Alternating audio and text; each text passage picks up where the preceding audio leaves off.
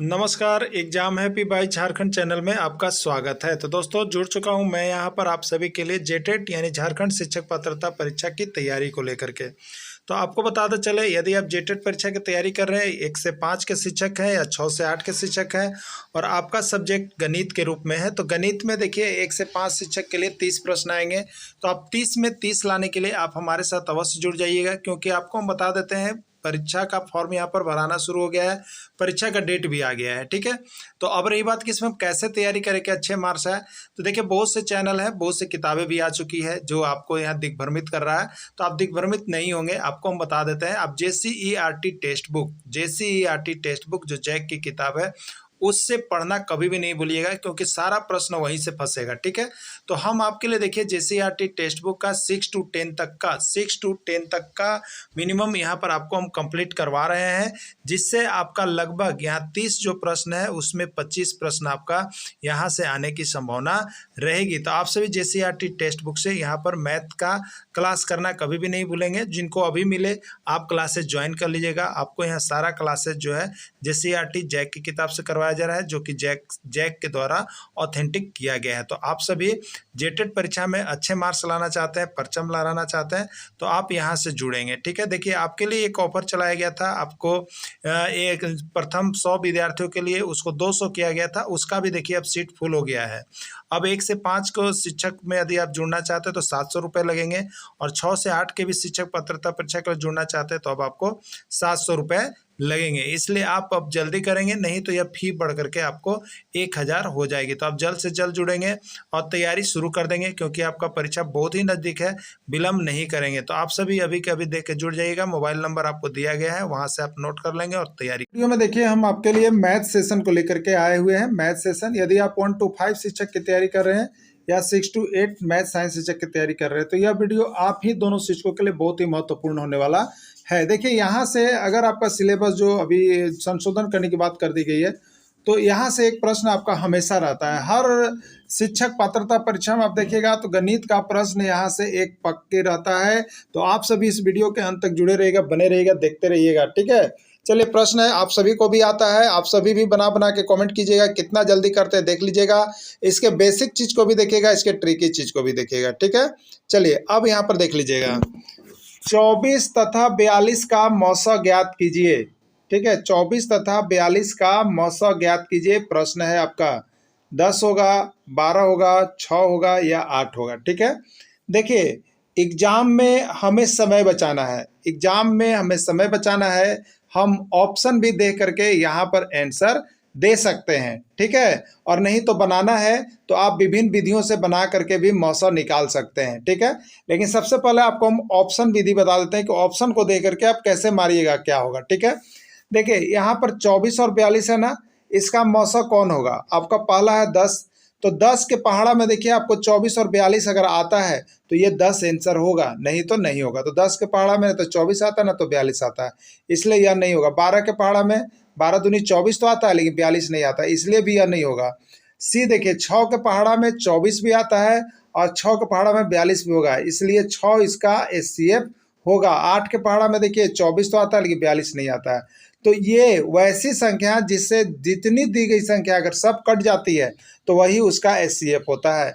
तो ये तो आपने ऑप्शन विधि से देख लिया कि किस तरह से आप जल्दीबाजी में कर सकते हैं। ठीक है, और नहीं तो फिर आप क्या कीजिएगा, अभाज्य गुणनखंड विधि से भी आप कर सकते हैं यहाँ पर। ठीक है, तो 24 का अभाज्य गुणनखंड निकालिएगा। ठीक है, तो अभाज्य संख्या जो सिर्फ 1 से और अपने से कटती है, तो सबसे पहला 2 होता है तो 2 से 12 लेंगे, फिर 2 होता है तो 2 से 6 लेंगे, फिर 2 से होता है तो 2 से 3 लेंगे। ठीक है, यानी अगर हम 24 का अभाज्य गुणनखंड कर रहे हैं तो 2 गुने 2 गुने 3 हो रहा है। देखिए यहाँ पर बनाया हुआ है 24 का अभाज्य गुणनखंड 2 गुने 2 गुने 3, यही चीज लिखा हुआ था। ठीक है, चलिए अब देखिएगा यहाँ पर 42 को यदि हम लिखते हैं 42 को, तो आप अभाज्य गुणनखंड इसका भी कर लीजिए, तो 2 से 21 और 3 से 7, यही हो गया ना। यानी 2 गुने 3 गुने 7 देख रहे हैं यहाँ पर दिया हुआ है, 2 गुने 3 गुने 7 दिया हुआ है। अब HCF कैसे होता है, तो आप एक चीज जान जाइए, HCF वही होता है जो 24 और 42 दोनों में जो संख्या मिल रही है। देखिए 2 मिल रहा है तो 2 ले लिए, अगर और कोई भी मिलेगा तो उसको भी गुना कर लेना। तो देखिए 3 दोनों में मिल रहा है तो एक 3 ले लिए। ठीक है, बस यही लेंगे, जैगो मिलेगा उतना ही लेंगे। अब देखिए 2 गुने 3 करेंगे तो कितना आंसर आएगा, 6 आएगा ना। तो ये 6 इसका राइट आंसर होगा। तो यहाँ पर आप ऑप्शन विधि से भी 6 आए और यहाँ पर गुणनखंड विधि से भी 6 आया। अब देखिए एक भाग विधि भी आप ट्राई कर सकते हैं। भाग विधि, देखिए भाग विधि सबसे शॉर्ट होता है, सबसे शॉर्ट इसी को हम मानते हैं भाग विधि। क्या करना है, 24 और 18 है ना, तो ये बड़ी संख्या में छोटी संख्या से भाग लगा लीजिए। बड़ी संख्या में छोटी संख्या से भाग लगाइए। तो 24 में 18 से कितना बार जाएगा बताइए, एक बार जाएगा ना, एक बार यहाँ कितना बचेगा 18, यहाँ आया 6। ठीक है, अब देखिए ये जो 6 शेष हुआ ना वो बन जाता है भाजक। क्या बन जाता है, भाजक। और जो यहाँ पर 18 आपका जो भाजक था, जो भाजक था वो बन जाता है भाज्य। ठीक है, अब देखिए छतरी कितना हो गया 18, शेष कितना बचा 0। तो जैसे ही शेष 0 आएगा उसका जो भाजक होगा वही एचसीएफ होगा। तभी भाजक कौन है, 6 है, इसको कहते हैं भाज्य, इसको भाजक, इसको भागफल और नीचे शेष।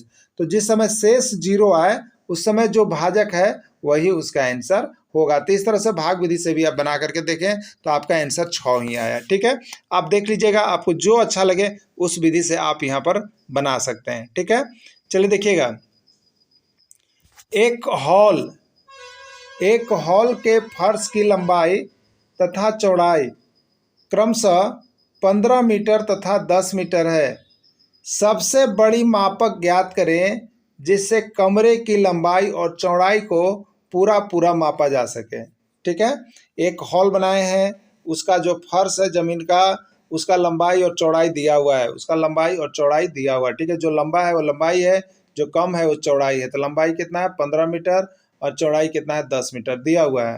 अब पूरा से पूरा मापने के लिए अधिकतम कमरे की लंबाई और चौड़ाई को पूरा माप सके वह बड़ी माप बताना है। ठीक है, देखिए यहाँ पर आप एक चीज़ ध्यान दीजिएगा, आप लोग सभी को बता देते हैं, स्टेटमेंट वाला प्रश्न बहुत लोग छोड़ते हैं, स्टेटमेंट वाला प्रश्न बहुत लोग छोड़ते हैं। स्टेटमेंट को समझिएगा, बड़ी से बड़ी मापक, बड़ी से बड़ी मापक एचसीएफ निकालिएगा। क्या निकालिएगा, एचसीएफ निकालिएगा। ठीक है, तो चलिए क्या करना है, 15 और 10 का एचसीएफ निकाल लीजिए, 15 और 10 का एचसीएफ। ठीक है, क्या होगा, तो देखिए यहाँ पर आंसर दिया गया है उससे मिलाइए, 15 और 10 का एचसीएफ क्या होगा, यहाँ पर ऑप्शन से मिलाइए। आप ऑप्शन को देख करके मिलाने का प्रयास कीजिए जो कि बहुत कम समय में होता है। 15 और 10 का एचसीएफ निकालना है। ठीक है, 5 का पढ़िए, 5 से 15 आ रहा है, 5 से 10 आ रहा है, ये 5 से दोनों आ गया इसलिए ये एचसीएफ है। लेकिन आगे भी चेक कर लीजिए, 10 से 10 तो आएगा, 15 नहीं आएगा, एक नहीं आया, 15 से 15 तो आएगा, 10 नहीं आएगा, 150 गलत, यानी इसका राइट आंसर 5 होगा। अब रही बात कि आप इसको बनाते हैं तो 15 और 10 का क्या करते हैं, आप एचसीएफ निकालते हैं। 15 और 10 का जो विधि से आपको निकालना है निकाल सकते थे। अगर भाग विधि से निकालिएगा तो 15 में 10 से दीजिएगा। ठीक है, 10 एक बार जाएगा, यहाँ पर बचेगा 10, शेष आया 5। ठीक है, अभी जो शेष आता है वो भाजक बन जाता है और जो पहले से भाजक रहता है वो भाज्य बन जाता है। ऐसे ही नियम है, 5 दूनी 10, यहाँ पर 0 आ गया। जैसे ही 0 शेषफल आता है तो उस कंडीशन में देखिए, ये पहला कंडीशन था, ये दूसरा कंडीशन, तो लास्ट कंडीशन में भाजक देखिए कितना है 5 है, इसका राइट आंसर 5 हो गया। क्लियर, और न तो गुणनखंड विधि से भी आप बना सकते हैं। गुणनखंड विधि से 15 का गुणनखंड कीजिएगा तो कितना होगा, 1, 3 और 5 होगा ना, और 15 होगा। ठीक है, यही होगा 1, 3, 5, 15। और यहाँ पर क्या है 15 और 10, 10 का कीजिएगा तो 1, 2 और 5 होगा ना कि नहीं होगा। अब देखिए दोनों में क्या मिला, 1 मिला ना तो 1 ले लिए, और दोनों में 5 मिला ना तो 5 ले लिए। 1 गुने 5 करेंगे 5, किसी भी तरह से आंसर आपका 5 आ रहा है। ठीक है, कोई दिक्कत नहीं है। देखिए आपको एचसीएफ और एलसीएम से एक प्रश्न हर बार छपा हो रहता है, इसलिए आप इसको देख लीजिएगा। देखिए यहाँ पर जो हमारे साथ नोट्स परचेज करके पढ़ते हैं उनके लिए बहुत बढ़िया चीज़, देखिए हम ट्रिक बाई ट्रिक बना देते हैं। बड़ी मापक ज्ञात करने का मतलब दोनों अंक का एचसीएफ ज्ञात करना है। 15 और 10 का एचसीएफ देखिए हमने निकाल दिया भाग विधि से। जब शेषफल सारा कुछ नोट्स बनाया हुआ है, आप लोगों को कोई दिक्कत नहीं होगा। ठीक है, चलिए अगला देखिएगा, 42 मीटर, 49 मीटर तथा 63 मीटर लंबाई वाले लकड़ी को समान लंबाई वाले छोटे छोटे टुकड़ों में विभाजित करना है। प्रत्येक टुकड़े की अधिकतम लंबाई ज्ञात करें। देखिए याद रखिएगा, अधिकतम या बड़ी से बड़ी जैसी कहे आपको क्या करना है, एचसीएफ निकाल लेना है। क्या करना है, एचसीएफ निकाल लेना है। ठीक है, तो देखिए यहाँ पर 42, 49 और 63 का अब आप क्या कीजिएगा, अधिकतम लंबाई ज्ञात करने का मतलब एचसीएफ निकालना है तीनों अंक का। तो 42, 49 और 63 का एलसीएम हम निकाल लेंगे। ठीक है, चलिए यहाँ पर देखिएगा अभी जगह है तो 42 और हुआ 49 और हुआ 63। ठीक है, चलिए अगर ऑप्शन के अनुसार आप मारना चाहिएगा तो ऑप्शन से आ जाइए। ठीक है, ऑप्शन से आ जाइए कि क्या होगा। ऑप्शन के अनुसार पहले देखते हैं। 5 से देखिए, 5 के पहाड़ा में 42 नहीं आता, किसी एक में भी नहीं आया, इसका मतलब ये होगा ही नहीं। 6 का पहाड़ा में देखिए, 6 सतह 42 और यहाँ पर 42 तो आया, लेकिन न तो 49 आ रहा है न 63 आ रहा है, इसलिए 6 भी इसका SCF नहीं होगा। 7 के पहाड़ा में आ जाइए तो 7 6 42, 7 7 49, 7 9 63, तीनों कटा ना, तीनों कट गया, इसलिए जिस संख्या से तीनों कट जाएगा वो ऑप्शन विधि से वो उसका आंसर हो जाएगा। ठीक है, तो प्रत्येक टुकड़े का अधिकतम लंबाई कितना होगा? 7 मीटर होगा, यही इसका आंसर हो जाएगा। तो आंसर कितना हो जाएगा? सी हो जाएगा, आंसर सी हो जाएगा।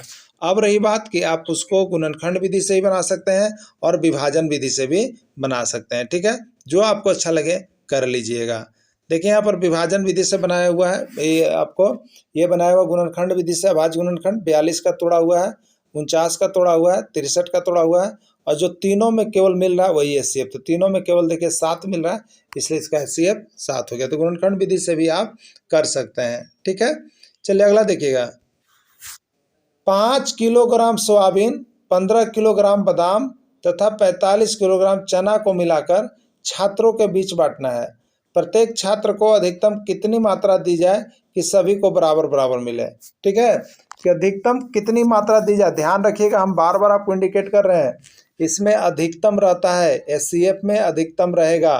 तो अधिकतम कितनी मात्रा दी जाए, तो आपको यहाँ पर 5 kg, 15 kg और 45 kg का SCF निकाल लेना होगा। क्लियर, जैसे SCF निकलेगा वही आपका आंसर हो जाएगा ना। चलिए देखते हैं यहाँ पे, तो आपको कितना का निकालना है? 5 kg, 15 और 45 kg, इसी का ना।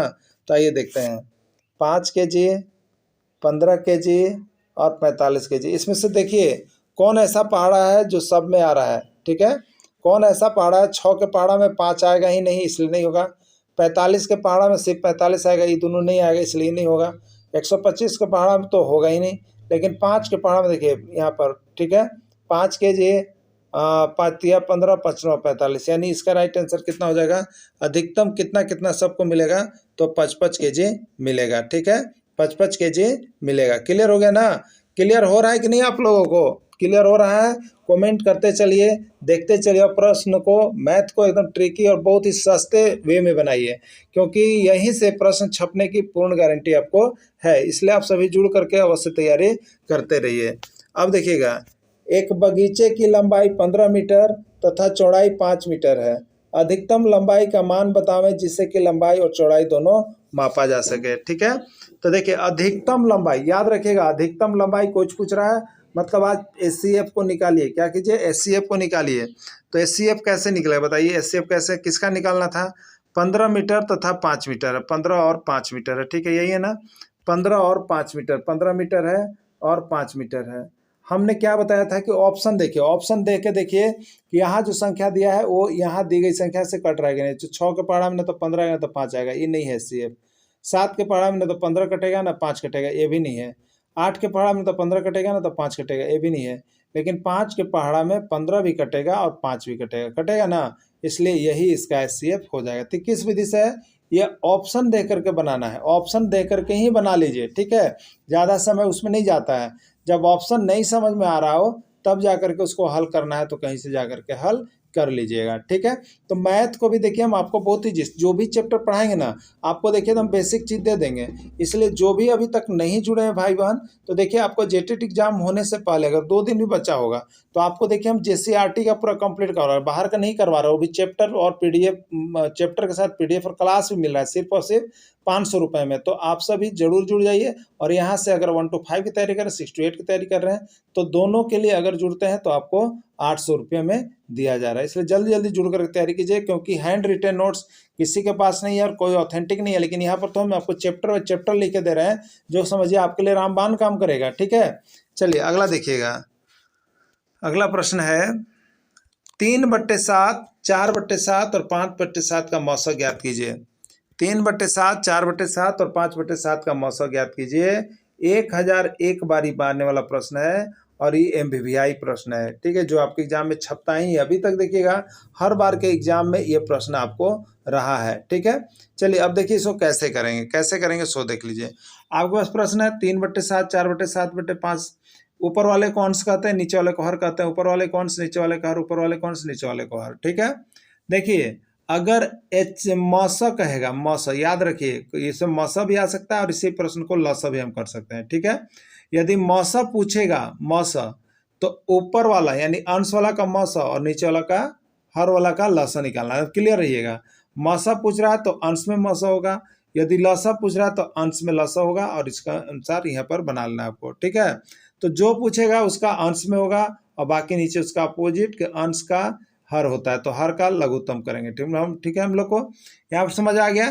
तो मौसा के लिए अंश का मौसा और हर का लसा उल्टा होता है। अगर ऊपर का मौसा किए तो नीचे का लसा करना होगा, यदि ऊपर का लसा किए तो नीचे का मौसा करना होगा। क्लियर हो गया ना, यानी लघुत्तम और महत्तम दोनों निकलेगा, लेकिन महत्तम किसका निकलेगा? अगर मौसा पूछ रहा है तो अंश का महत्तम निकलेगा और हर का लघुत्तम निकलेगा। क्लियर हो गया है? क्लियर हो गया ना, चलिए देखते हैं। तो यहाँ पर 3, 4 और 5 का लघुत्तम निकालिए, मौसा निकालिए। क्या निकालिए? मौसा। 3, 4, 5 का मौसा निकालिएगा। तो बताइए किसका पहाड़ा में 3 भी आएगा, 4 भी आएगा, 5 भी आएगा? तो 1 के पहाड़ा में ऑलरेडी 1 तिये 3, 1 चौके 4, 1 बच्चे 5, यानी 1 आएगा। और आप पूर्णखंड विधि से निकालना चाहते हो तो आप निकाल लीजिएगा। क्लियर, इसमें कोई सस्पेंस नहीं है। तो कितना आया? 1 आया मौसा। अब नीचे वाला का क्या निकालना है? लसा। नीचे वाला क्या निकालना है? लसा।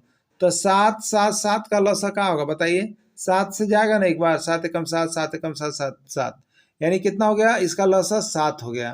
तो यहाँ पर 1 था, मौसा निकल, ऊपर वाला का मौसा निकल गया और नीचे वाला का लसा निकलेगा, तो ये कितना हो जाएगा? 7 हो जाएगा। क्लियर हो गया, यानी 1/7 इसका राइट आंसर हो जाएगा। किसी को कोई डाउट हो तो हमें जरूर कमेंट कीजिएगा। और ये वाला प्रश्न देखिए भिन्न वाला, एक तो प्रश्न आपका एग्जाम में छप रहा है, एक वो आपका एग्जाम में प्रश्न रहेगा, इसलिए आप सभी बना के जाइएगा। क्लियर, चलिए अगला देखिएगा।